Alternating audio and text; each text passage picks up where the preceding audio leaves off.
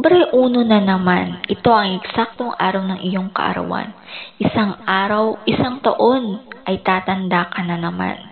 Pero sana lumipas ang panahon, manatili kang matatag.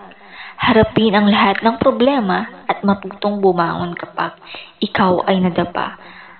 Ang araw na ito ay hindi katapusan, kung hindi ay panibagong yugto pa lamang. Hiling ko'y maligayang kaarawan, manatili kang mabuting guro at kaibigan ng karamihan. Huwag mong papabayaan ang iyong kalusugan, sapagkat iingatan ka namin tulad ng isang kayamanan. Ano pa nga naman ba ang hihilingin mo? Halos sasayo na ang lahat.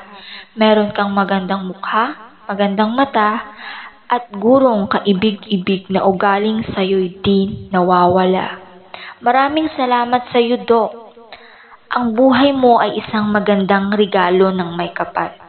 Iniibig ka namin at iingatan palagi. Muli, kami ay babati. Maligayang kaarawan, Dok.